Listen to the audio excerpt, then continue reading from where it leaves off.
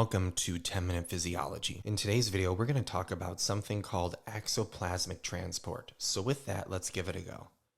So what is axoplasmic transport? So first of all, to note, neurons are very big cells. So if neurons were to use simple diffusion to transport materials up or down the axon, the process would actually be very, very slow. So in order to remedy this, neurons use axoplasmic transport to increase the rate of transport of materials up and down the axon. So there's actually three different types of axoplasmic transport. The first is fast anterograde, the second is fast retrograde, and then the third is slow axoplasmic. So we're going to talk about each of these three mechanisms in detail. So let's start off with the first one, fast anterograde transport. So what is fast anterograde transport? So in order to understand this, we're going to look at a simple model of a neuron. So what we have here is we have the cell body or soma, and inside the cell body or soma, we have the nucleus. We also have the endoplasmic reticulum as well as the Golgi.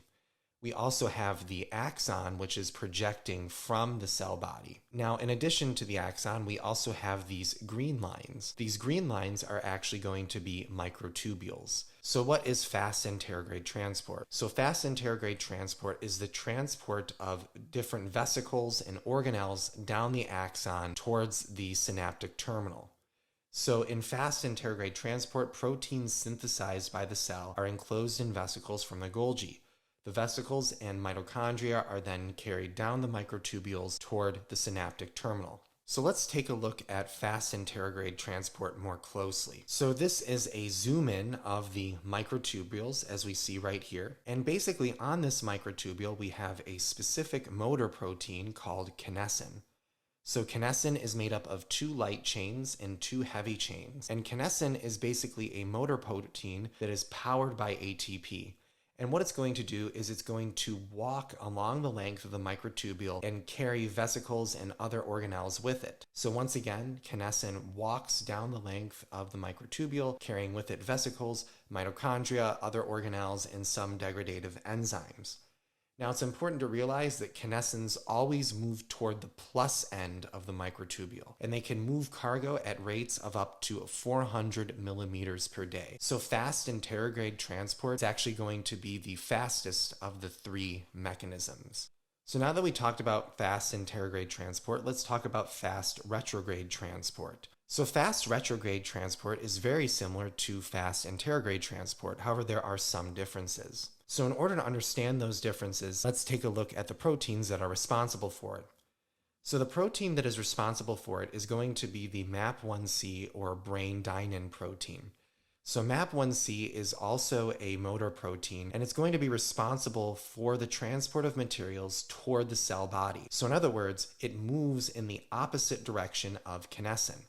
So MAP1C transports degraded vesicular membranes and absorbed exogenous substances like toxins, viruses, and growth factors and moves them from the plus end to the negative end. So it moves materials from the synaptic terminals to the soma. Now, MAP1C moves at a slower rate than kinesin. It moves around 200 to 300 millimeters per day. So now let's look at the final transport mechanism, slow axoplasmic transport. So the mechanism for slow axoplasmic transport is not really well understood yet, but it's going to be responsible for moving cytoskeletal proteins, soluble proteins used as enzymes, as well as actin. And it's going to be the slowest of the three, where it's going to transmit material at around 0.2 to 8 millimeters per day. So that is slow axoplasmic transport. So this is a summary of the three different types of transport. So remember, we have fast anterograde. It's going to move at a rate of 400 millimeters per day, and the primary protein is going to be kinesin. Fast anterograde transport is going to be transporting mitochondria and vesicles, and these vesicles could contain peptides, neurotransmitters, and some degradative enzymes. We have fast retrograde. This is going to be slightly slower than fast anterograde and in the opposite direction. It's going to be governed by the protein MAP1C, and it's going to be responsible for taking up degraded vesicular membrane and absorbed exogenous materials. And then the last is slow anterograde. This is going to move at a rate of 0.2 to 8 millimeters per day. The protein is not known that's responsible for this mechanism. However, it's going to be responsible for transporting cytoskeletal elements, soluble proteins, as well as actin. So that's it for this video. I hope this video helped you understand the 3 mechanisms of axoplasmic transport, and I hope to see you in the next video. Thank you for watching, and I hope to see you next time.